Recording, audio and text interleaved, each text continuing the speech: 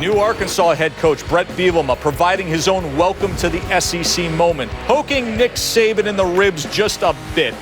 Bielema made for plenty of headlines after delivering a message to a booster club, and he served up the kind of material that they absolutely devour. The reason the SEC is talked about, he said all the time, is because of one team, because of their dominance. But I didn't come here to play Alabama. I came here to beat Alabama. You can take Saban's record, he said, when he was at Michigan State and when he was a coach in the Big Ten, and put it against mine, and he can't compare. Listen, don't want to make too much out of this when you're giving a speech to the booster club because they live for this kind of soundbite. But do you like the role Bielema's carving out for himself early on among the SEC head coaches? Does this fit him? It fits him because last year he was calling out Notre Dame, and when he was still at Wisconsin, saying he would play them. But you better leave Nick Saban and the Alabama Crimson Tide alone. And as well, he talked about Alabama. What about Georgia, Florida, Texas A&M, all the other schools that he's going to have to face at Arkansas? One thing about it, though, when you look at him and he's talking about his Big Ten record, he went into a situation at Wisconsin that was there was a Ferrari there waiting on Brett Bielema. Barry Alvarez built that club, and it was in tremendous shape already. I don't know about what he's talking about at Arkansas, but he better get that thing together. Leave the big animal in the SEC alone, and that's Alabama. Let's talk about the comparison with Saban and Bielema. He brought it up. So here's the fact. Saban was there in the late 90s at Michigan State. These are the numbers. 68 wins for Bielema, 68-24, 34-24-1 versus the top 25, 8 wins to 10 wins. Of course, the conference titles, the 3 straight Rose Bowls for Bielema. I think Saban supporters would rather compare the last 4 years. No doubt about it. The opportunity to be in the SEC, it's just something I really wanted to do. Only 2 or 3 schools that I would have thought about this opportunity, and after I got involved in it, there's only one school I would have done it for, and that's Arkansas.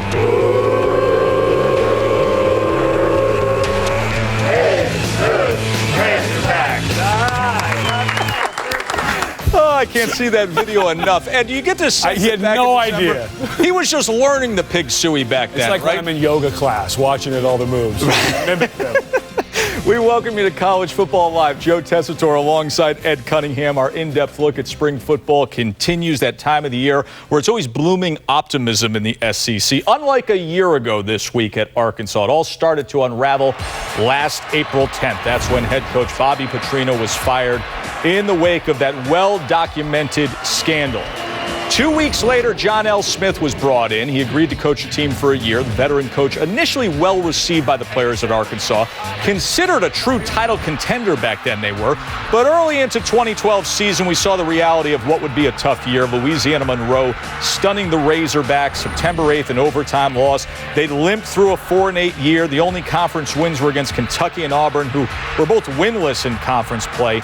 Then on December 4th, the news that Hogs fans were looking for. A big name, well-established coach coming to Fayetteville. Brett Bielema taking the Arkansas job. His Wisconsin team was headed off to a 3rd straight Rose Bowl. And you know what Brett Bielema's all about. The career at Wisconsin, 68 wins in 7 seasons, 3 straight Rose Bowls he led them to. Coach Bielema now joins us. Coach, thanks for your time. We just detailed the past year's narrative of Arkansas football. How would you describe the shift in culture from the time you arrived in December to right now, Brett?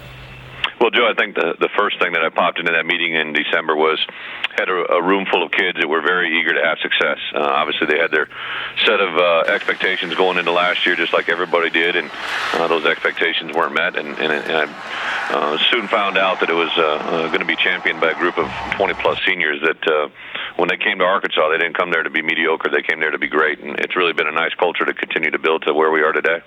How have things been developing this spring? You know, it's been a day-by-day process. One of the things we preach upon here, not only from my point as a head coach, but our staff just ingrains that, winning is a process. We need to take it on a day-by-day approach. They need to handle today's practice that we're going to jump into. They're going to handle tomorrow's meetings. They're going to handle Thursday's practice. Every day, if we're getting better, we're going to be on a path to success, and that'll get us ready for that fall season and a tremendous schedule that lays in front of us. Quarterback Tyler Wilson off to the NFL draft. How's the competition to replace him going? Well, he's a good one. As evidenced by his career, he leaves a tremendous void. But I really am a big believer that competition brings the best out of the people. We have a battle of Brandons. We got Brandon Allen and Brandon Mitchell. Both have done a tremendous job. Brandon Allen continues to make strides and being able to handle the whole picture. Brandon Mitchell is a very gifted football player. Played at the wide receiver position a year ago and is a tremendous athlete that is getting better in our system and really getting a better understanding of what's going on. And they're going to come in and make that picture a little bit more clear. Coach, you've always been a good soundbite. Recently, you made a harmless, joking comment at a booster function with a comparison to Nick Saban. Now, that crowd enjoyed it very much. And, of course, nationally, it got the kind of reaction that's typical of the SEC and the heated rivalries. What was your reaction to that reaction? Well, it was funny because the reaction came about 4 or 5 days after the event. It took a while to seep through the blogs and all that internet jargon, but yeah, it was actually in response to a question about our schedule, and that spurned into another question. I was trying to entertain a crowd of about 700 diehard Razorbacks, and that was a harmless joke that unfortunately got portrayed in all the wrong light. But have tremendous success, not just for Nick and obviously Alabama, but everything that the SEC. That's why I'm here. It was a big draw for me to come and be a part of this in the best conference in college football, and unfortunately it took a little bit of a wrong light, but I think people that knew it in its entirety and knew the whole picture, it was obviously something that was taken completely out of jest. We know what your offense was all about at Wisconsin. Arkansas in recent years has been more of a downfield passing attack. How's the transition gone for the offensive side of the ball to the powered downhill run game? I'm excited. It's been a daily grind. It's one that Jim Chaney, our offensive coordinator, and I kind of came together with the other offensive coaches. Brought in Sam Pittman, who had also been with him at Tennessee, and then brought in a couple other coaches from around the country, and have kind of molded our offense to what we feel our players' strengths are. We'll definitely incorporate some of the downfield passing game and some of the play action passes we've been accustomed to at Wisconsin. And the great thing is, I think that we're just sitting on a great situation here. It's a jackpot waiting to happen, and the kids are working and we're grinding. It's been a lot of fun. Coach, thanks for your visit. Appreciate it, Joe. Go Hogs. And in terms of that running game, Jonathan Williams is having a really fine-looking spring, and they have a big recruit from South Florida, Alex Collins, who is going to be coming on this summer. How do you see the transition to this run game? I think it's going to be really rough. When you have that many questions at quarterback and you lose your top receiver, you lose 3/5 of your offensive line. Jim Chaney, who's a former offensive lineman himself, I think that this transition for Arkansas, especially with the schedule they have this year, they're going to improve a little bit over last year. Last year, I think you can just throw out because of the chaos. But looking at what they have coming back and the schedule that they have, last year was just terrible. It just didn't work out. Now they lose 3 starters on their offensive line, so you're trying to replace them. You don't know who your quarterback is. And I know Brett Bielema it's nice to hear that they're building an offense around what's still there. But the question is, what do they have? Niall Davis. Right now, I think the big thing for Arkansas is just get one part of your offense that works. One thing. And I mean literally one play, 2 plays. That's what Bielema does, right? Yeah, just get 1 or 2 of those things that work that you can go into the summer and build off of, because this, in the SEC West, with what they have coming back and what happened last year. He likes to keep it simple. He likes to run downhill. Perhaps Williams, perhaps Alex Collins can help in that regard. Not all SEC schedules, though, are created equal. And when you look at Arkansas's this coming year, and look at that stretch from September 28th, starting with the Aggies, right through October 19th. And last year there was a lot of talk. Nick Saban got in the conversation about we shouldn't count teams from the East that we play. And you look at Arkansas, they play at Florida and South Carolina in back-to-back weeks in the East, then at Alabama, starting with Texas A&M. If they go over 500, Brett Bielema has done, and his staff have done an amazing job. If you look at, and Louisiana Lafayette's not a gimme. That's a good club coming back. If they go over 500, that's a huge success for Bielema in his first year. 9 bowl teams on that schedule out of their 12 games.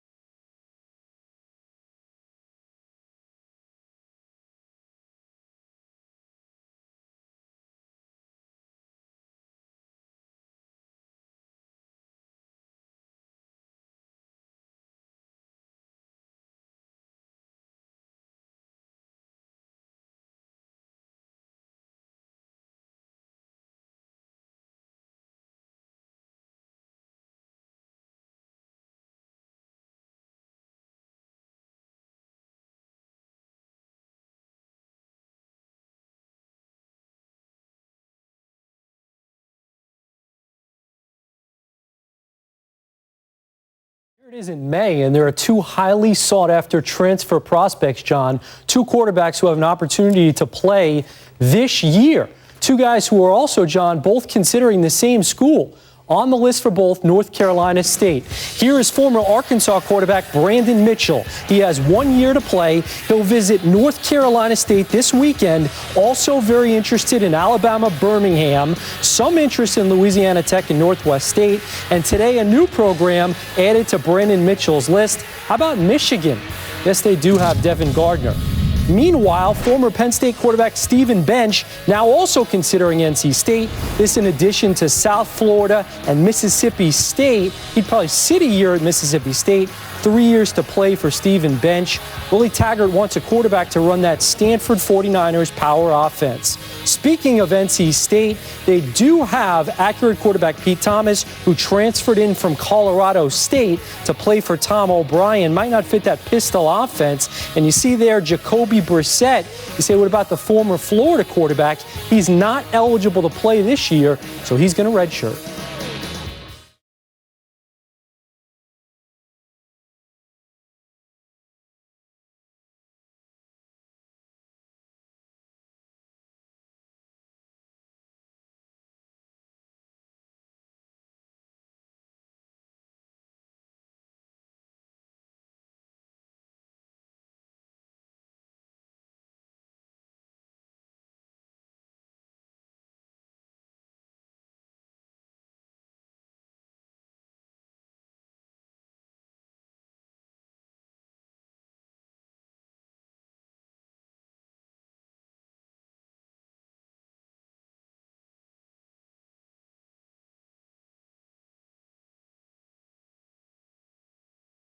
Speaking of quarterback transfers, it seems NC State's program has been the center of that topic. Russell Wilson a few years ago, Jacoby Brissett set to come in, and now former Arkansas backup Brandon Mitchell will play for the Wolfpack. He's a graduating senior, so he's eligible to play right away.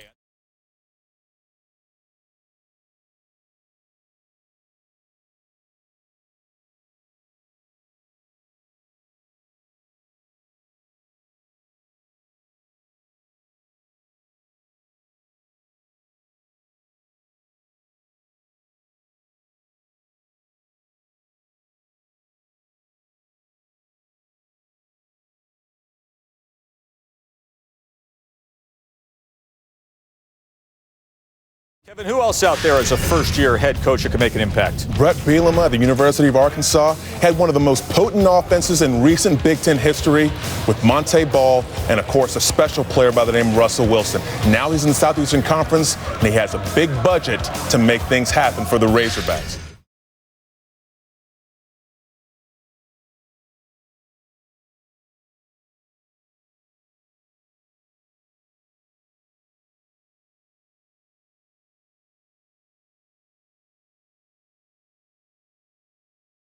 Patino, and there was yet another target hit by Gordon. Arkansas football coach Brett Bielema, Ohio State's president, said that it was a blessing for Wisconsin that Bielema left for that SEC job at Arkansas because Badgers athletic director Barry Alvarez viewed the coach as, quote, a thug. On Friday, Bielema tweeted out a response. It's a start from Mr. Gee. We'll take his apology and phone call soon. And Bielema included a picture of Gee's email apology along with the tweet. Then on Sunday, after they spoke, Bielema released this statement. Dr. Gordon Gee and I have spoken regarding comments he has now labeled as unfounded, inaccurate, and unfair. While I am appreciative he did apologize, my sincere hope is Dr. Gee realizes, given the stature of his position, the full power his words have to affect public perception. Throughout my career, I have strived to make my name synonymous with high character, values, integrity, and I'll continue to do so. Arkansas athletic director Jeff Long, no stranger to handling tricky situations, chimed in. Long said, I'm deeply troubled by the unfounded and slanderous remarks the president of the state's flagship institution, Dr. Gordon Gee, made about Coach Brett Bielema. While I recognize Gee has issued an apology stating regret for his comments, it does not erase the unwarranted attack on Brett's characters. The biggest takeaway from last week's SEC meetings in Destin, Florida, was the SEC announcing a record distribution of $289 million to its league members. That breaks down to nearly $21 million for each of the 14 schools, including league's full shares to new members Texas A&M and Missouri. Even Mike Slive commented that's a pretty healthy number when you consider the SEC has 14 schools. The SEC also said they will seek lower ticket guarantees for future bowl lineups starting in 2014. Commissioner Mike Slive told me the league is still determining whether to have 9 or 10 bowl berths going forward in 2014. He did say that in those bowl games, they want to have as many of those matchups against the other 5 power leagues from the Big Ten, the Pac-12, the Big 12, and the ACC. Other first-year head coaches in the spotlight tonight. Gus Malzahn at Auburn, former offensive coordinator, comes in now back to Auburn. His first year down there at the Plains, of course, they went winless. And Brett Bielema at Arkansas, bringing his brand of football. Tough running game, big offensive lineman down there to Fayetteville. Among these 3, which first-year SEC head coach do you think has the ability to win sooner?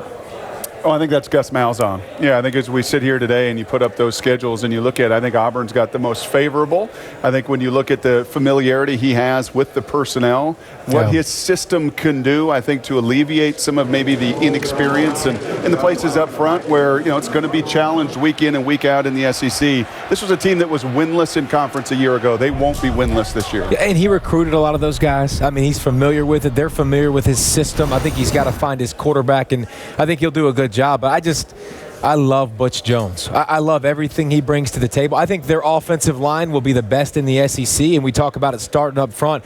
If he can find some playmakers and some good quarterback play, which I'm not saying is going to be easy to do, I think they can have some success. Obviously, the schedule is going to be tough, but I believe in him in the future moving forward, building a program and building a winner. I think Butch Jones will do it. And Brett Bielema is going to be the last coach to go up there today. Listen, Brett Bielema has a big personality. Oh, yeah. He's not going to be bashful. He's going to tweet while he's on the podium. He's a great follow on Twitter. Brett Bielema, first-year head coach at Arkansas, shocked a lot of folks when he left Wisconsin as they were on their way to yet another Rose Bowl. No, Barry Alvarez and the way he handled that situation. Brett Bielema is a big personality. Brett Bielema has a great sense of who he is, and I think the SEC has already gotten a sense of who he is just with some of the comments. You follow him on Twitter. He's a great follow. Made a comparison, compared himself, saying, I'm not afraid of Nick Saban. Compare my record in the Big Ten to Nick Saban's record when he was in the Big Ten. Brett Bielema is going to take to the podium the last coach up today. I think he could offer up some interesting sound bites, Brett. Absolutely, and he had the quote last year when he was with Wisconsin where he said, I don't want to do anything like an SEC coach, referring to something with Urban Meyer and recruiting. So he's been asked about that. He's had several other instances, like you said, on Twitter. Very colorful. It will be interesting to see how he does here on the big stage. They bring that back today? Is that among the early questions they bring back? How do you enjoy the way we do things here in the SEC? Absolutely, yes, absolutely.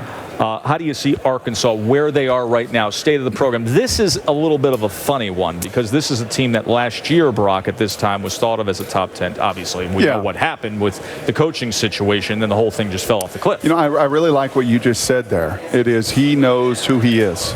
And I live up in the Pacific Northwest, and Pete Carroll will tell you that, hey, I had to go to SC, and when I went to SC out of the pro game, I said to myself, this is how I'm going to do it. No one's going to dictate. This is my conviction about how I go about my work and building my team. And I think Brett does the exact same thing. I think it's why they developed that talent so well that Davey talked about earlier in Madison. And it's going to be what he'll have to do in Fayetteville. He cannot get, and he will not out-recruit Alabama and LSU. And to have a conviction, to know who he is, to know that developing that talent will be paramount to the success, and then to not back down. That's why you love him on Twitter. He will not back down. And I think that's why he was unbelievably attractive and to them when they hired him. Yeah, he ain't scared. And I like that because he came out talking, and I think the confidence, and I also think he is who he is. And the number one thing a player can tell, if you're genuine, they'll believe you. They'll follow you.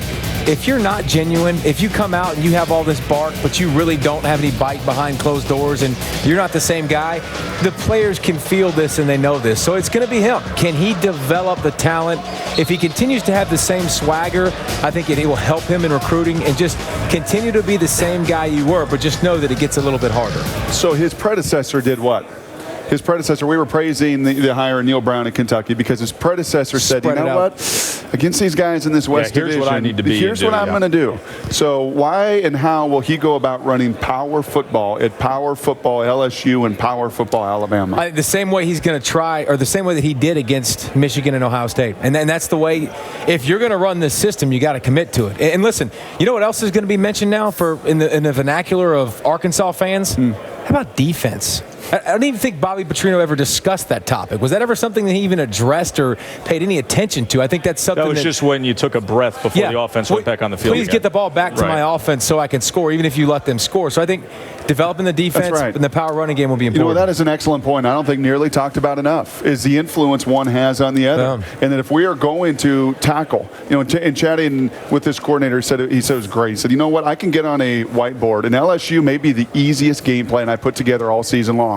To tackle and to execute that plan, well, therein is the challenge. And when you look at an Arkansas, it's maybe not how do we run power to power. It's, hey, if we're going to stop them, let's practice it all spring. Let's practice it all training camp. So we got that pad level down, and we're ready to attack them face mask to face mask. Guys, let's look at the Arkansas 2013 schedule. And, Brett, I want you to focus in on a stretch they have at the end of September through October 19th. Remember, they lost to Rutgers last year, but right after they play Rutgers, Texas A&M, at Florida, South Carolina, at Alabama. Hello. Yeah, excuse me. That's going to be a huge challenge. You didn't want to mention Auburn? Yeah. That helps out a little bit. That makes him feel a little bit better. Especially for the offense. They only with Travis Swanson, stud offensive lineman, not a lot of returners on offense. How are they going to make the transition from what they did with John L. Smith to Bielema's style? That's going to be a big question. Get to 6. Can they get to 6? Yeah. Get to 6 in a bowl game. By the way, Bielema on Swanson, his center, says one of the best offensive linemen I've ever coached. And think about some of the offensive line what they've done, guys that he's had through the year, especially at Wisconsin. Time now to welcome in the first-year head coach of the Arkansas Razorbacks, Brett Bielema, here with us. And you've done several Big Ten media days. You've just walked into the hotel and you've seen what's behind us, what's below us on the first floor. What's your initial reaction? Just wow. It's kind of been that way. Everything that we've done so far since I've been here is the passion, not just from Arkansas fans, but SEC football, what that means. And saw the little stat yesterday that there was more credentials passed out for this event than there were for the national championship game. So I had a feeling it was going to be big. You enjoy this, though? I mean, you've always been one that's rather loose with the media. You have a good time with this. I do. I think anything that you do, you either resist it or you accept it, and there's a lot of things, obviously, getting to know guys in your profession and know that they love their jobs just as much as I love my job and see how that works. What I really enjoy is bringing our 3 players, guys that ironically, none of the 3 are from Arkansas, but they embody everything that we want a Razorback to be. They're great kids, quality people, going to be academically fine by the time they graduate, and just a really neat thing to see them enjoy it as well. Since you took over at Arkansas, I know you've been asked over and over about expectations. What's the message you want to deliver about this first Arkansas team? Well, I'm not trying to have a plan for 4 or 5 years down the road. I walked into that team meeting room and I saw that I had a group of 20 seniors, guys that when they came to Arkansas was really good. Last year they had to go through a season that was very tough, not just tough for the players, the coaches, the families, the fans, the alumni. So I know they're ready for something special. I know a lot of people don't think that's going to be delivered, but we're going to take it one game at a time and see where it goes. We talk a lot about the difference in the system and the SEC mind that you bring to Arkansas, the big guys up front running the football. How long do you expect it to be before you have your full system in place offensively? I think we got a good start in the spring. We had 15 practices to kind of get an understanding of what our players can do. My coaches absorbed that. Now we'll go through the summer. A lot of our guys have had some tremendous gain and really are going to increase their skill set that much more. But I think the plan is play solid football. Don't give the game away. Make sure that we're being error-free. We don't commit penalties. We don't give away the football. Defensively, we don't give away big plays. We don't give away touchdowns of big yardage plays. So I think that's getting our players to understand that. They've done a tremendous job and really excited to get into fall camp. We hear everybody else, and we do it too. We try to describe your offensive philosophy. How do you describe it in terms of a system? Well, I think it's kind of scratch where it itches. If we got to run the football, we'll run the ball. If we got to throw the ball, we'll throw the ball. I love balance. If we can run the football and throw the football for over 200 yards each in the games, we'll have a lot of success. I'm not really just set in stone that I got to be this pounded out. I think that when I was at Wisconsin, I got grouped into an era before I got there. We were a very balanced football team. We've had couple quarterbacks, go on and do some good things. The guy Russell Wilson is not doing too bad. Scott Tolzien is with the 49ers, just went to his first Super Bowl. So there's a lot of balance out there that I think we can achieve. People, a lot of these high school kids, they're thinking, where can I go to the NFL? And you've got proof, especially on the lines of scrimmage, offensive and defensive, running backs that are sitting in the NFL right now. How big of a selling point is that now that you're in Arkansas? Well, I want to embrace Arkansas, so I can't wait for players that I coached to be in the NFL. They had a number of guys get drafted this year. Believe me, when I saw Tyler Wilson in the hallway, I kind of wish I could grab him back for another year. I mean, he's a very, very good player, but it's been fun to see our guys have success, and someone pointed out to me, you got Russell Wilson, who might be the most accomplished rookie in the league last year, and you got J.J. Watt in his second year, was the most dominant defensive player. Both of them played for Wisconsin. I want to bring that to Arkansas, and we can. And they're there. We're just going to build them and create them and develop them and let them play. You've coached in the Big Ten for 7 years as a head coach. You've watched the SEC, I know, as well, as you keep up with college football. What's the single biggest difference between the two styles of play? Well, I think in the SEC, of the 14 teams, anybody, just like in the Big Ten, can get anybody on any given Saturday. But there are a set of teams, and the ones I'm talking about, who have won nationals championship after championship. They're in the running. There's probably 4 or 5 teams last year out of the SEC that could have argued they could have done just as well in that national championship game as Notre Dame, and that's the talent that I wanted to be a part. I wanted to come in. The day you become satisfied, the day you stop breathing. And I wanted to keep moving forward. I wanted to do something that I hadn't done before, and to win an SEC championship, to get to Atlanta and win, is a big goal of ours. One thing I think a lot of people want to hear from you today, and perhaps you'll be asked about it in that room, but I'll ask you about it now. When you're at Wisconsin, you talked about recruiting in the Big Ten. How one particular coach came from the SEC and maybe changed the way recruiting works in the Big Ten.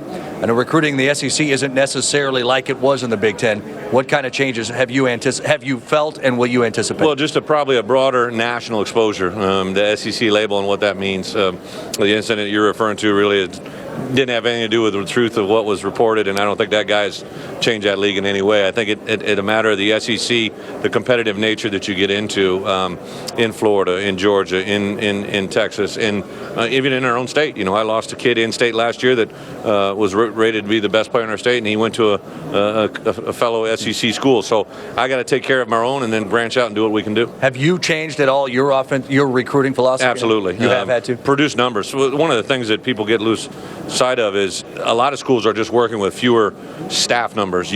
As you add more staff, you can recruit more players, and it's just been a growing process at Arkansas. We're probably about in the middle of the SEC. There's a couple teams that have almost triple the number of staff members working on recruiting, and it's just the direction that their university allows them to go in. So I think that's going to be an important thing as the NCAA gets involved. If they really truly start monitoring the number of people that can work on recruiting, it's going to greatly affect certain schools, because they would have to fire 10 to 15 people. Is it on a day-to-day basis, daily life, how much more? Because I know being a coach is consuming no matter what. You coached obviously at a very high level at Wisconsin. Has it changed in the SEC? Is it different? Are you sleeping less, working more? No, but that's just kind of how I was wired. I do think there is no dead time. I mean, if I was to encourage one thing, it would be the NCAA comes in and said, here's a 2-week window where nobody can do anything. But I don't know if that's going to come down the road. But my wife, she knows, hey, we'll be after dinner. It'll be about 7 o'clock. I said, I'm going to go down. I'm going to direct message, 15 of my top kids, and just wait for them to call back. And it's just, she just knows it, and I kind of, it's our routine. As the rules change, that may increase or decrease, but it is what it is for right now. Fairly newly married, right? Yeah. Yeah. And probably didn't explain that side to her as well as I should have, but that's probably why I bought my second dog. She knew who you were? Yeah. But it's a growing process, and the good thing for me, my 9 assistants are lights out. They're great recruiters, offensively, defensively. I've gotten some guys that really just understand the importance of recruiting and do it nonstop every day. How much of the Media Days coverage did you watch yesterday to kind of anticipate what today may be in store? I learned from a very wise man. I learned from Barry Alvarez back when I was at Wisconsin. Watch as much as you can of other coaches. You're going to know the questions that are coming at you, themes, different things that might pop up. So I've been doing that. I sat down, I watched Will yesterday, and watched all the coaches go through. I was entertained by Coach Spurrier, as we all were, and, right. and all that goes into it. But for me, that's the fun part of my job. I mean, I didn't get into coaching to come do an event like this. I did it because you love coaching kids and winning games. But have fun with this. This is a thing that fans love. I mean, I got so many well wishes from Arkansas fans about coming today and being around you and being around all the people that make this event so special. A lot of folks that follow Arkansas, I think, are braced for a bit of a season in which they need to be patient. You said you're not building a 4 or 5 year plan. You're ready to go. What is possible this first season? Well, I think I got a group of seniors that really understand what we're asking them to do. They bought into what we're asking offensively from the inside out. I got a center in Travis Swanson, who I think best center in college football. Behind him, I got a quarterback that's got a very high upside. I got a fullback who I believe is one of the better ones I've ever coached and had a lot of really good ones. Got a couple tailbacks that we feel excited about. So anytime from the inside out, and then defensively to have 3 out of our 4 defensive linemen be seniors, I think has really, really got a sign for something special down the road. And I think it's going to be an interesting visit with Mr. Bielema as we say hello once again alongside Brett McMurphy and Brock Heward. I'm Joe Tessitore, continuing coverage right here on ESPNU. We're going to visit on SportsCenter with Gus Malzahn. Full day coverage tomorrow as well with Les Miles and Nick Saban. Let's talk about Brett Bielema. He's not a bashful guy. He will speak up. And he will let you know exactly what he's thinking, as he did already this spring when he started making some comparisons and talking about his role that he can play in the SEC. And one of the comparisons that got everybody's attention was saying, well, look at what Nick Saban did when he was at Michigan State. And look at what I did when I was at Wisconsin, Brett. You don't want to go there. He went there. Hopefully he'll learn from that. You don't want to go comparing yourself against Saban, but hey, you got to generate publicity. It's the new coach, shake the trees, get some support behind him, more power to him. Like you said, it certainly will not be boring with him. Can he win, though? Well, I'll say this. Arkansas went there. Arkansas knew exactly what they were getting, and we've talked a bunch today about this. And when you look at Arkansas hiring a Bielema, everybody will point to the power offense, and you're going to do what LSU and Cam Cameron wants to do and what Alabama does, and you're going to be that heavy run team. I think more importantly, you're going to see a level of defense at Arkansas you've not seen in a while. Why? Because all spring, because all fall, they're going to have to go up against that downhill offense. They're going to learn to get their pads down. They're going to learn to tackle, and they're going to have to do that, obviously, at a high level against an LSU and an Alabama that test your manhood. This was a manhood hire. We're going to bring in a Bielema. A manhood hire. He knows who he is. He knows what he wants. He knows what he wants to do. He has a conviction about it, and we're not going to be scared. And hey, if he's going to fire some shots Nick Saban's way, then more power to you. Brett, folks questioned whether or not Brett Bielema could come down to SEC country and recruit. Didn't have any ties in the Deep South and the geographical footprint that you need to recruit in. Did pretty well right from the start. Landed Alex Collins, the 5-star running back out of South Florida, and he's doing okay with some of the verbals as well. Absolutely, and that was the biggest question mark I had for him. All of his past coaching experience was in the Midwest, in the Big Ten. When you come to the SEC, you have to recruit a different type of athlete in the SEC as opposed to going to the Big Ten. Bielema spoke earlier today with a handful of reporters. He was asked about adding former Auburn running back Michael Dyer.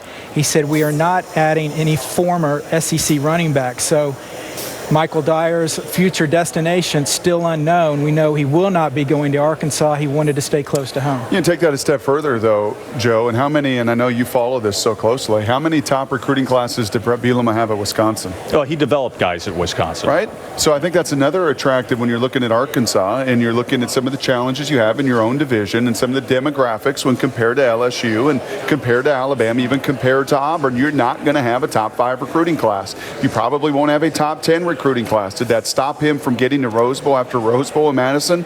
No. So from a higher standpoint, this is one of my favorites this offseason because I love the conviction behind it and because I love the development. They understand that they're going to have to develop their talent much like he's done everywhere he's been. Now, in the case of Alex Collins, I can see that type of player being attracted to Brett Bielema as a 5-star. But to your point, good, tough linebackers that grow into their position, strong, developing defensive linemen, and guys who just want to get down and dirty on the offensive line and turn themselves into professionals like we saw at Wisconsin. If you can get those things in place, the 5-star running back wants to be a part of that kind of a team. Who's going to be getting the ball 25 to 30 times a game. That's exactly right, because he's going to put up the numbers, and he's going to get himself to the NFL, and he's going to be in Heisman conversations, and he's going to have lots of yardage. And you can also win, believe it or not, in that system without having the star quarterback. You're just not so reliant upon, boy, we've got to get Cam Newton or we've got to get a Johnny Manziel. And all of our hopes are laid on us just landing that star quarterback, not within that system, not what they accomplished, not what his track record says. And I don't expect that changing at Arkansas. You know, it was only a year ago that Arkansas was thought of in terms of talent as being an upper tier program. A couple of years ago, they rose up to the top 3. They were right there with Bama and LSU. Showdown matchup in the end of November. Petrino happens. John L. Smith happens, it falls off a cliff. The question is, that happened in a span of 12 months. Is the core of the talent still good enough to get right back to where they were? I don't think so initially. I think they're strong on the offensive line. They don't return many other individuals than that. I think the biggest thing Bielema has to do was when he was at Wisconsin last year. Wisconsin committed 12 turnovers, the fourth fewest in the FBS. Arkansas committed 31 turnovers, the fourth most in FBS.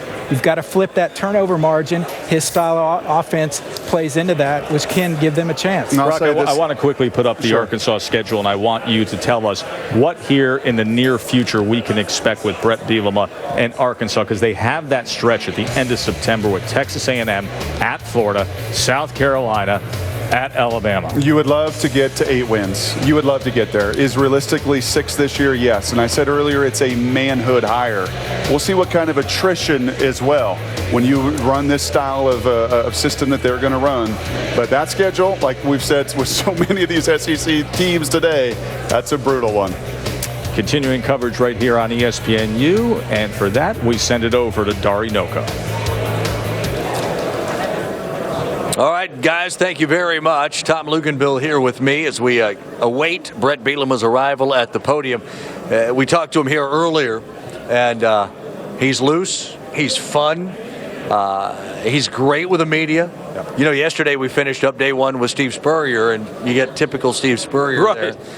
I think we're going to close it with a bang today, too. I think he is going to, as Gus Malzahn walks by, as he's headed over to our other set, I think we're going to end it with a bang today with Brett Bielema. It should be a lot of fun up there. Well, you know, the one thing is, I think this is an exciting time for Brett Bielema to spend the significant portion of his coaching career in an entirely different environment, an entirely different region, an entirely different pool of players to draw from, and now come into this. It's almost like Christmas morning for him. Yeah. New challenges, new ways to go about doing things, having to maybe later in his career tweak his approach to some degree, and maybe take the advice and really lean on some of the coaches that he's hired that have extensive experience in this conference. That's got to be a lot of fun. Yeah. It's got to be an awful lot of fun. He's got the support of the university.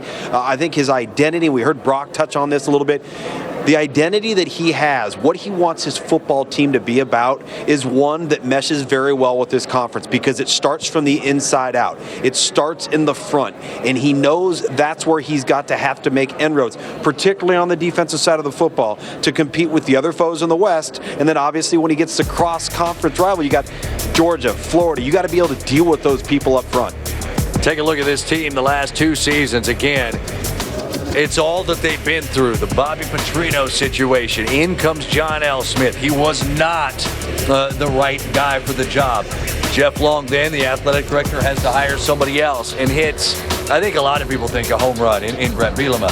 The thing about it is, to me, Luke, is Bielema was surrounded at Wisconsin by a very passionate fan base. Mm-hmm. We saw Camp Randall every week. The Big Ten as a whole has passionate fan bases, Wisconsin, Michigan, Ohio State, but not every single fan base is like that. He comes into a conference where every single fan base is rabid and lives for college football, and I think he is going to enjoy the heck out of it. Well, not only that, those rabid fan bases and the passion that go along with it, it doesn't stop in the middle of December and then come back in the middle of August. Right. It carries on year-round. There are 3 seasons in this conference: football season, recruiting season, and spring football, and that's how it goes on a year-round basis for Brett Bielema. We showed that graphic of the woes that this team had under John L. Smith, and a very tumultuous season and a turbulent offseason leading into the 2012 campaign. But the defining number in that whole screen was minus 19 turnovers. I don't care what you have going on off the field. If you are minus 19 in turnovers, you have no chance of being successful. Not in this conference, not in any conference whatsoever. 4-8 a year ago, won 2 games in conference play. Now it's a new head coach. It's also a new era at quarterback. 5 years there was Tyler Wilson, and started for a lot of years there at Arkansas. He's obviously moved on. In all likelihood, it's going to be Brandon Allen. Yep. Brandon Allen had 1 start last year, 1 touchdown, 3 interceptions. Very little experience. What do you expect out of him? Well, he's not a guy with the same dynamic arm talent as a Ryan Mallett or a Tyler Wilson, what Arkansas fans have become accustomed to. He's going to be a little bit more of a rhythm and timing passer, not that physical stature and that explosive arm speed where the ball just pops off his hand. I think that they're going to be getting a lot out of him that they got out of previous quarterbacks at Wisconsin, where not a lot of flash, maybe not that huge physical stature that just wows you with arm talent, but the guy that doesn't lose the game for you. Everybody uses that term game manager, and everybody brings a negative connotation with it. Right. I don't know a coach in America that doesn't want a game manager at quarterback. What you don't want is a guy that's a game killer. But the problem for Arkansas is, to me, a game manager is okay if you are surrounded with playmakers on offense, Right. and I don't know that Arkansas or more is. importantly, on defense, where you know you're going to get extra snaps on offense because you're going to have 3 and outs, Right. and you're going to force the opposition's offense off the field. So, yeah, are they going to lack maybe a bit of a dynamic trait at quarterback, at least initially, with what they've inherited? Probably, but they're not going to rely upon that to be the focal point of the offense. That's going to come from the tailback position. Yeah, Niall Davis gone. Dennis Johnson gone. Top 2 running backs. Kobe Hamilton, a 1,300-yard receiver, gone. Chris Gregg, a very talented tight end, also gone. You look at who else, Brandon Mitchell, who played a little quarterback, wide receiver, transfers to NC State. So yeah, he doesn't come in and inherit a ton of experience, but again, maybe that's a good thing. He's bringing in a new system offensively. Those guys not necessarily guys that would have fit that system. You would take a Niall Davis any day of the week, Absolutely. obviously, in any system. You know, Mikhail McKay, who started playing early on last year, really started to burst on the scene. And in talking to the Arkansas coaches on that staff last year, they felt like he was really going to be a guy in time. So that's a positive from the skill position side of things. But again, this isn't going to be an offense. It's going to be in consistent 3 and 4 wide sets. So the depth at receiver isn't as critical now as it was under the Bobby Petrino years. When they get into SEC play, fortunately, we know in this conference a lot of times you'll have an early season, week 2, maybe week 3 game in the SEC. For them, it's not till week 4. Right. And that's, or actually week 5, because we go, September 28th. You're looking at their first conference game being the 5th game of the season. They've got winnable games in their first 3. Remember, Southern Miss last year went 0-12. Return trip to Rutgers. They played them in Arkansas last year. Then it goes into conference play. It gets very, very difficult when you get into conference play, but 4 games outside of the SEC to prepare for that. The most important thing that can come out of those 4 games, with any type of assumption that they at least come out of that 3-1, is to generate confidence and a belief in what is now being taught. Because it is a new philosophy. It is a new scheme offensively and defensively. If you can get your kids to buy in because they're having, albeit maybe a little success, a taste of success, you've got a chance. We have become familiar over the last 2 days with the path to the podium, and it starts up here to our left.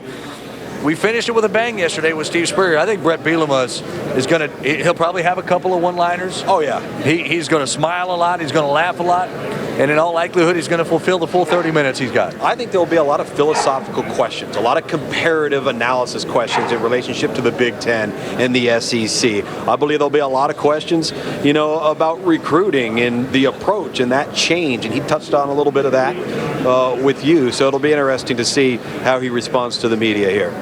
That wasn't a dog I heard in the press room, was it? It sounded like there was a dog barking.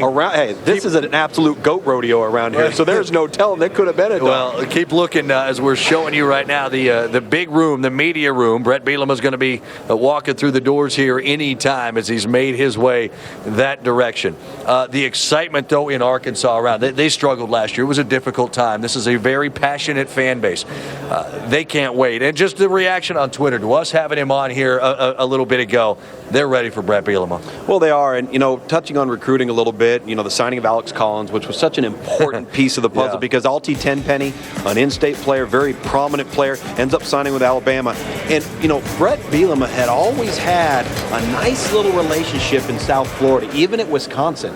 And so now he doesn't have weather elements to deal with that Arkansas can really broaden that base in Florida. Well, there he is, Brett Bielema, the final coach of the day to take the podium here in day number 2, getting ready for his first address as head coach at Arkansas at SEC Media Days. Coach.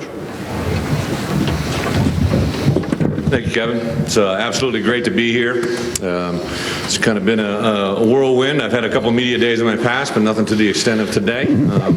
Very much looking forward to it, and for a couple different reasons. First, to give thanks to everybody that made this chance and this opportunity come about. My administration back in Arkansas, Jeff Long, and all that he has done to make my transition as smooth as possible. More importantly, to our players. I got 3 of them with me here today that are everything that I could ask for as a first-year head coach. They have been unwavering, unyielding in a way that they've just accepted everything that I've asked them to do, and had a little bit of fun along the way. It's ironic that all 3 players, none of the 3 are from Arkansas, but they all 3 represent everything that I ask, and it's really been something special. I think it's been going as good as we could. Had a great winter conditioning, had a great spring, stayed pretty much injury-free, finished up the spring semester with the highest GPA we've had in a number of years. Have had very few issues off the field, which is always very comforting as a head coach. The summer is in process. I can't really be with our players, but my strength coach, Ben Herbert, who I brought with me, has been a valuable asset to our program. When I took the job, I told Jeff Long I need to be able to hire 2 people that have nothing to do with coaching football, and that was my head strength coach and my director of operations, and those 2 guys have been home runs for us. So before we jump into questions, I just want to say thanks to. I've had a lot of people reach out to me over the last 2 days in my hometown that I came from. Had a serious fire that took down a number of buildings in my town. When you only got 2,000 people, there's not a lot of buildings, and it wiped out quite a few, and I appreciate all the people reaching out to me over the last couple days, because it means a lot to me, and I can't wait to help support my hometown in any way possible. So with that, open up some really easy questions. Okay, if you have a question, please raise your hand. We have some folks with microphones. We'll get them to you. All right, we'll go up here in the front with Ron, over on the left.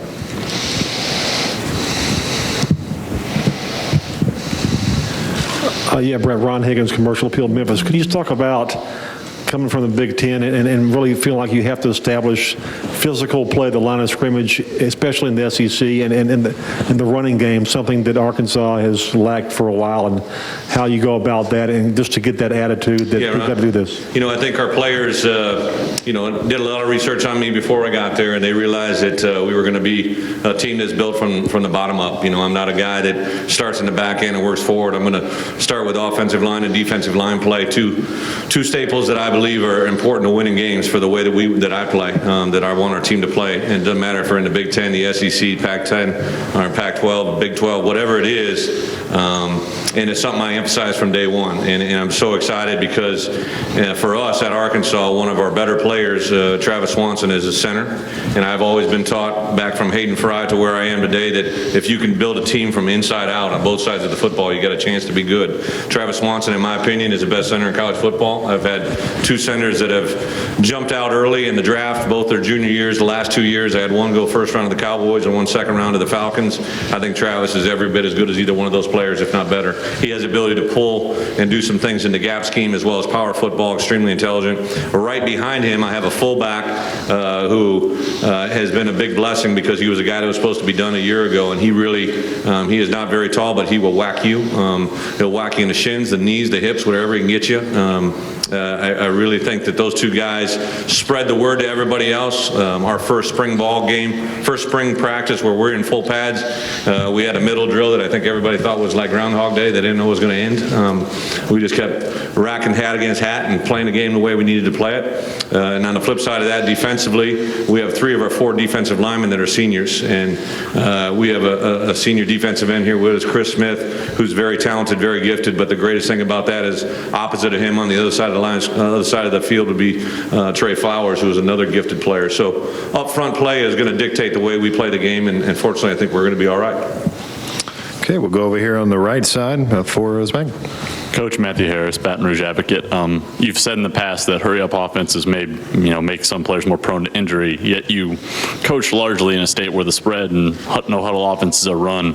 How hard has that made it to identify potential talent in the state of Arkansas, or identify if a player would like to potentially be a fit for your program?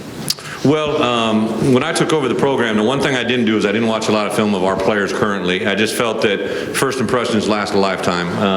I believe that with all my heart, so I didn't want to have a preconceived notion of what a kid could or couldn't do. I just wanted them to go through winter conditioning, show me what they have, let them talk to our coaches, let them understand what they can bring to the table, get into spring ball, see where we're at. Yeah, we wanted to, play a little bit of normal American football. We wanted to line up with a tight end and a couple wideouts, a tailback and a fullback, and see what we can do. But if we have to put 5 wideouts on the field and that makes us have the best chance to win, that's what I'll do. But I don't think that is. So we'll stick to the formula that we've kind of been accustomed to. For myself, Jim Chaney's kind of seen everything. He's been an offensive coordinator in a variety of different systems.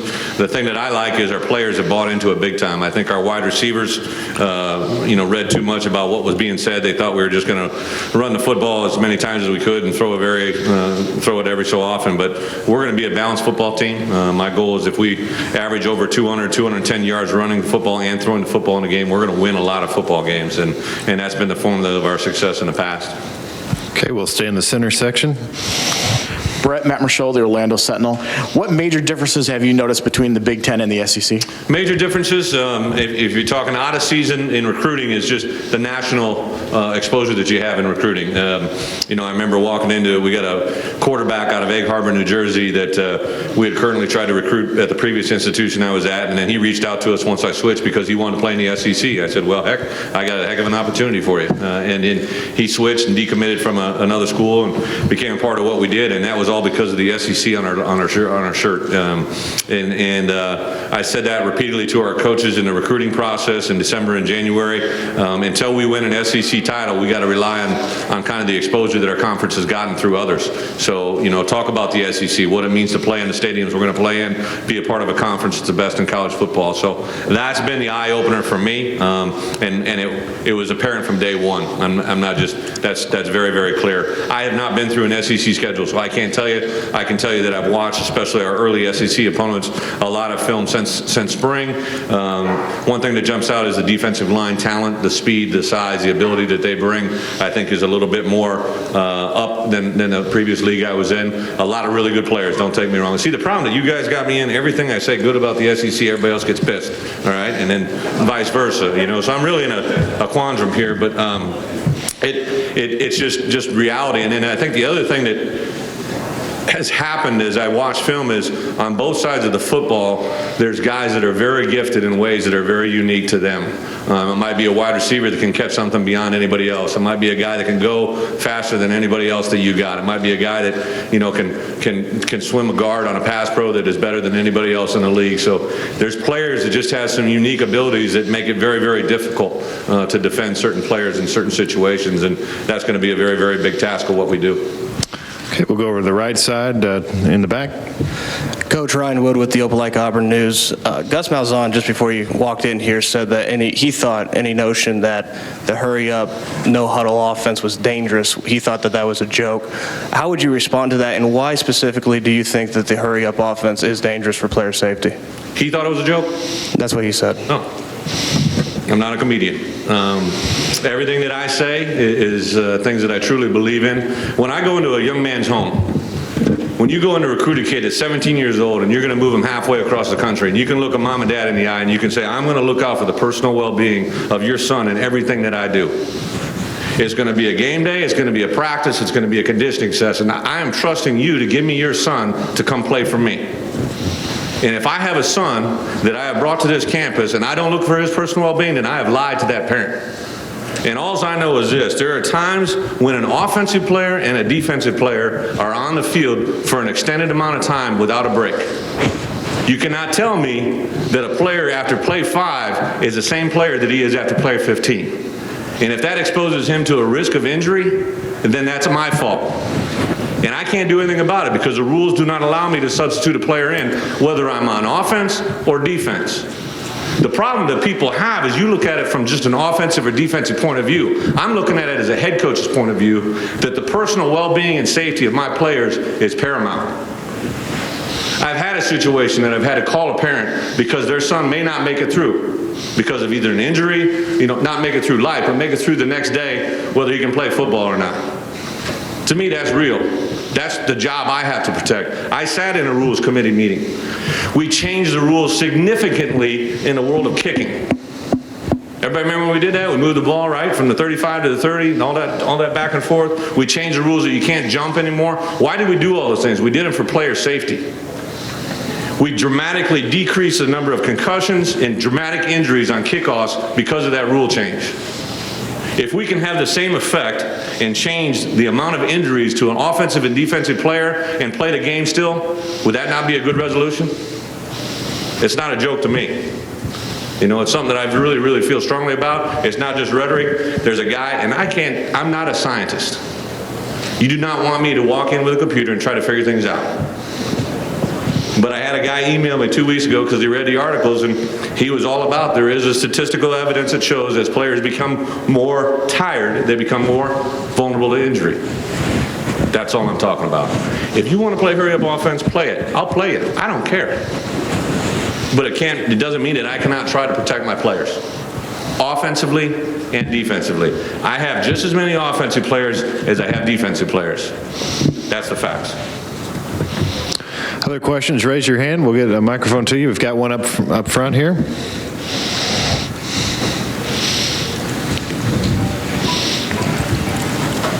I do think I'm funny at times, though. I will say that.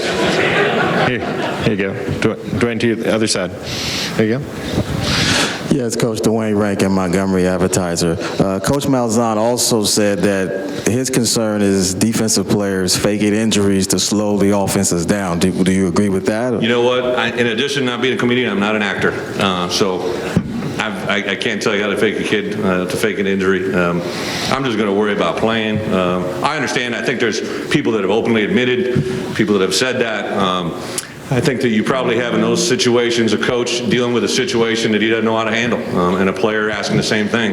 I tell a player all the time, if you're injured, go down, stay down.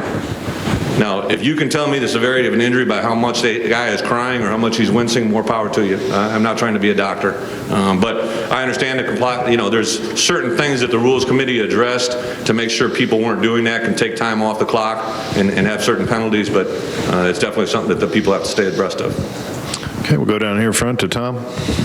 Tom Murphy, Arkansas Democrat Gazette. Brett, every coach wants to have a positive turnover margin. Your teams have delivered on that front. What's the secret? And Arkansas had a poor one last year. How do you turn that around? I think two things. I've tried to tell our players, and for most of you in this room, this comment is going to really disturb you. But there are more games on every Saturday that are lost than are won. And all I mean by that is everybody understands that there's a certain number of games they're going to play. A team wins or a team loses. The number is equal. But to me, there are so many teams that give the game away that have the ability to win. They give the ball away in unforeseen situations. They're lax in their ball security. They're lax in the way that they execute their first down passing sequence. They're lax in the ability that they have in tackling the football. And I know this, if you have the ball and you give it away unwillingly or in a way that they didn't have to work for, you've now given them an advantage. And to make our players understand that, if you come to one of our practices and a player puts a ball on the ground, he doesn't even have to look. He doesn't even have to ask. He just takes off running. And make him understand, as long as you put the ball on the ground, you will not be a part of our offense. On the flip side of it, our defense understands that little brown ball is everything. So we'll attack in a fanatical way that allows us to try and get it in any way possible. The other one for me is pre-snap penalties. Never put yourself in a position. 1st and 10 is hard enough. 1st and 15 gets real bad. 1st and 20 is awful. So don't put yourself in a position to play behind the chains. Put yourself in a position to move the chains down the field, advance the ball, get first downs, get in the red zone, get touchdowns, not field goals, and good things will happen. Other questions, raise your hand. We've got one in the back over on the right side. Coach James Crepia from the Montgomery Advertiser. In light of some recent events, would you ever report Wisconsin for a recruiting violation? No. I think in the world of college football, everybody is so competitive about recruiting. there's things that I had to learn as an assistant coach. You see things, and I've never seen anything bad. I can stand here and tell you I've been in the world of college football for 20 years. I've never seen or heard anything that makes me, lose sleep at night about what coaches might do. What I get frustrated with, and I think the NCAA is doing a nice job, is the secondary violations that kind of used to be just common practice, and now they're cracking down on it and doing certain things because it does gain you advantage. If you're in a period where you can't talk to a kid and all of a sudden another coach is talking to a kid, then that becomes real. It becomes an advantage for that other team.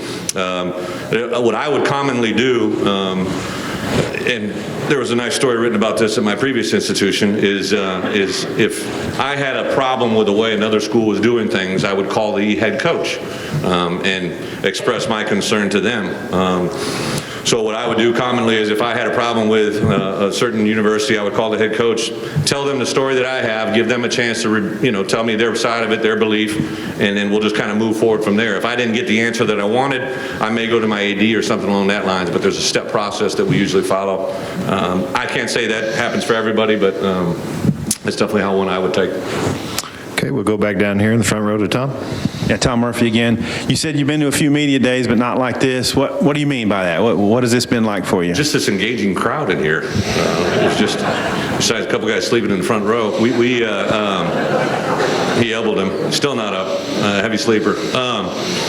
But I think the thing that jumped out to me, I saw a stat yesterday that said there were more credentials passed out for this event than there were for the national championship game. And I mean, for me to come here today, I know you share the stage with 3 or 4 coaches on a daily basis. You got 3 players coming with you. The game that we play in right now, the game that I coach in, is at an all-new high. The world of college football is on an exposure level because of the markets, because of the TV, because of the fan support. That's at a level that just is truly incredible and fun to be a part of. To know every day that I get a chance to do my job and to come here and be a part and to sell our brand. The thing I was excited about more than anything is I'm looking forward to August 4th getting ready to roll my players. I'm looking forward to the end of August opening up with Louisiana Lafayette. I'm looking forward to having SEC first game come to Arkansas and have it be Texas A&M and everything that brings. But I was excited because we were letting all of our recruits know that what we were going to be doing today. It's that kind of world. It's the social media. It's the Twitter world. I've engaged in Twitter. Some fun, some not so fun. But I mean, the part that is unique is every day brings its own unique set of challenges, and it's just a really exciting time to be a part of it. And I knew the SEC, as is no disappointment here today, would be at the highest level possible. Okay, we've got another one down here in the front. Bob? Hey, Brad. Bob Holt, Arkansas Democrat. Have you got all your stuff moved into the Football Ops Center? And if not, how are you in that process? And just what's it like being in there? All of our stuff, the part that I didn't do, this is just a head coach that's been through a couple moves. We came in December, and I didn't unpack. I just kind of looked like a homeless guy, and just kind of moving out of box, trying to figure out where I had something. But as of Monday, we're going to move into our new facility.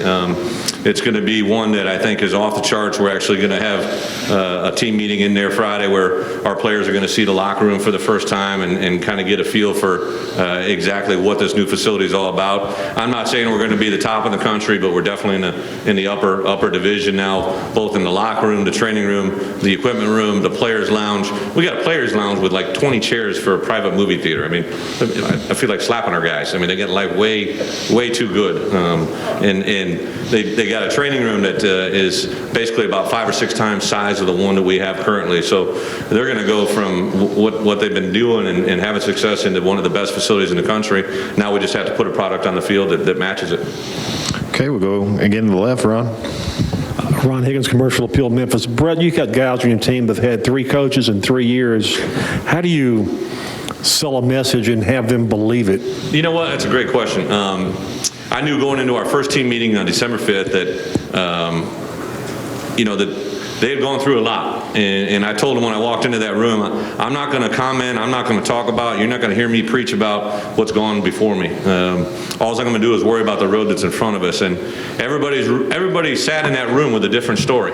Yeah, they had all just gone 4-8, but they might have been the starting right corner, they might have been the backup defensive tackle, they might have been the second string left guard on punt. Everybody went through it. let's put our arms around it, let's embrace it for what it is, and let's move forward. You know, everybody says that scars are a bad thing. To me, scars are a great thing. Scars are a daily reminder of the things that you've persevered.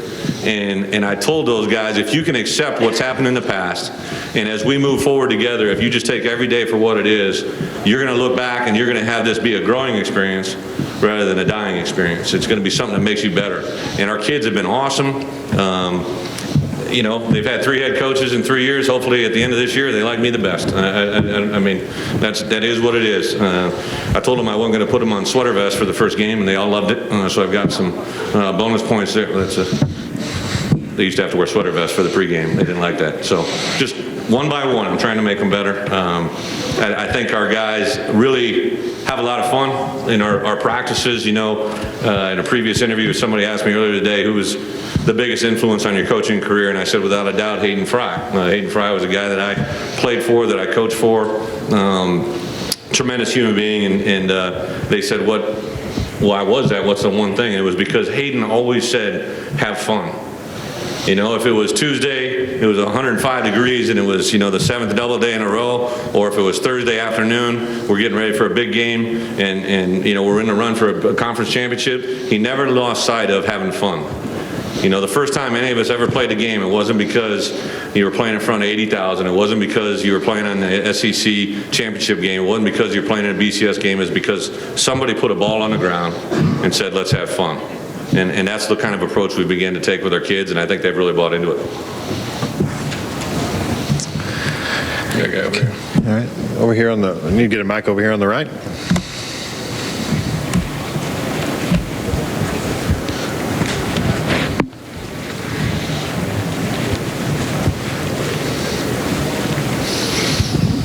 Coach, last year you were able to get Alex Collins out of the state of Florida, and you have Randy Shannon. How have you guys been able to go in the state of Florida and recruit as well as, and is that a primary spot for you guys moving forward? That's a great question.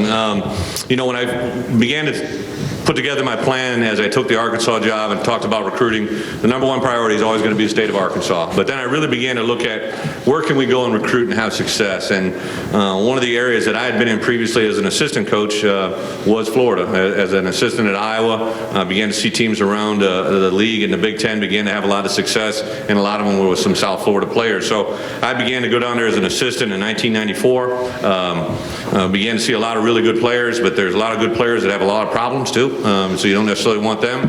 So I began to understand you have to be very concise on what you're looking for and go into a certain type of program, a certain type of player, a certain type of coach. Because of my time there, I met a guy by the name of Randy Shannon. I met Charlie Partridge, 2 guys that are my recruiters down there. Alex Collins, uniquely, I signed a player from his head coach about 7-8 years ago. I signed 2 or 3 of his players. Doug Gatewood, began to find out about Alex and built that relationship. I think that's the one thing that I've leaned on. Charlie Partridge is from South Florida. He was the lead recruiter with Alex. He's been recruiting for 2.5, 3 years. He actually visited Wisconsin, said he didn't like the weather, so I went to Arkansas. And I think the part that's been fun for us is just getting a feel for the type of kids we want. You know, we're going to play a certain type of football that you need to like football. You need to enjoy playing physical football. You need to, you know, play in a way that makes you play the game the right way, not committing penalties. Don't be able to put yourself in the hole, and that's brought us to a certain type of kid in Florida. I would suspect that we'll try to sign, you know, 1 player to 5 players, somewhere in between every year that fits our program in the best way possible. Very, very excited. Arkansas had not really truly recruited for. There was only 1 other player, I believe, on our roster. When I took over, there was only 1 player from Florida. So it's something that's not really been into their market. The other big area that we've taken on, when I moved to Arkansas, obviously the state, again, is the first priority, but we want to make a huge push in Texas. Obviously, the only SEC school in Texas is A&M, and there's a lot of really good players. If certain schools in the state aren't doing that great, it opens up an avenue for us to get into. We have a certain alumni that built a stadium in the middle of Dallas that is very big. He won a national championship when he was a player at Arkansas, and Jerry Jones has made the commitment that he wants to make everything he can about Arkansas great. So we've moved into Texas and East Texas. We've had 6, sometimes 7, times 8 coaches in Texas at any given time. So if we can help make the transition from Texas to Arkansas a little bit smoother, we'll do that. We'll go back over here to the front left. Coach, based on preseason magazines, and I'm suspecting my colleagues will reflect tomorrow, you're not going to be picked very highly in the SEC West, maybe at or near the bottom. Just your thoughts on where people think about you. The lower the better. I really, I think our kids are carrying a tremendous chip on their shoulder. The same group that's going to vote us a certain place tomorrow is the same group that a year ago at this day had us in the top 5. And we lost some really good players. But I tell you what, we got some players that you haven't even heard of that are coming at you. I went through the same thing my first year when I took over for a great coach in Barry Alvarez.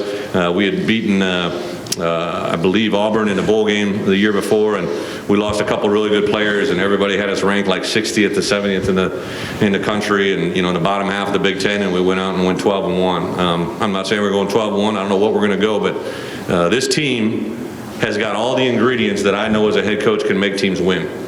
Now, I haven't been through an SEC schedule. I haven't been through these stadiums.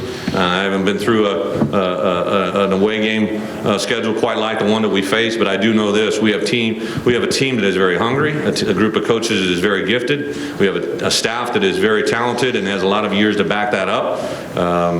But I do excel in situations where people think very, very little of us. So for those of you that want to, vote us lower. I mean it with all my heart.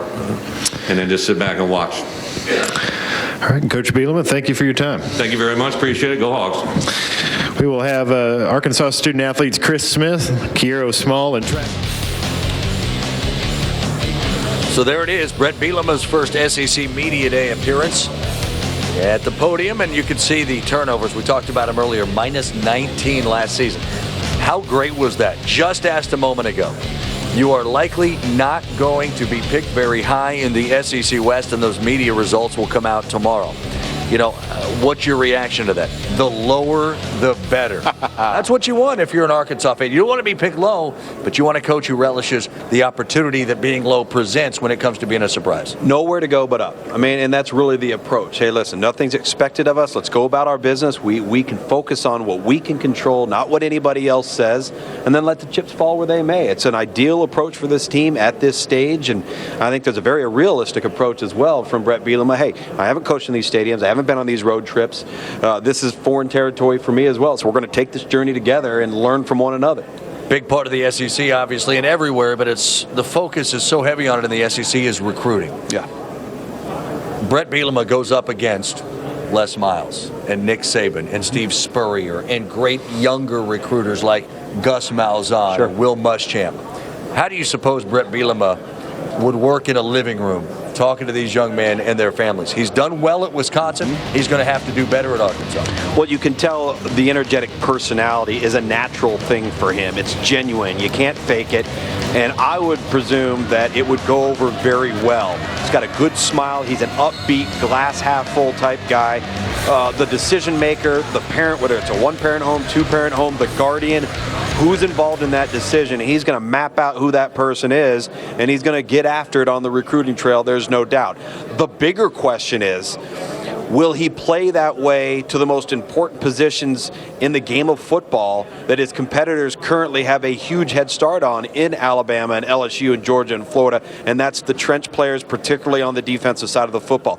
Can he get on the sofas and in the homes of the premier players along the defensive front that are separating teams in college football between the good and the elite? Because that's the one hurdle that's been very difficult for Arkansas to get over, whether it's been Houston Nutt, tremendous success, Bobby Petrino, tremendous success. But by and large, it's been a difficult hurdle to get over when you have to beat an Alabama or you have to beat an LSU or a Florida out of the East to make that next step as a program. You talk about a Bobby Petrino and all the success he had.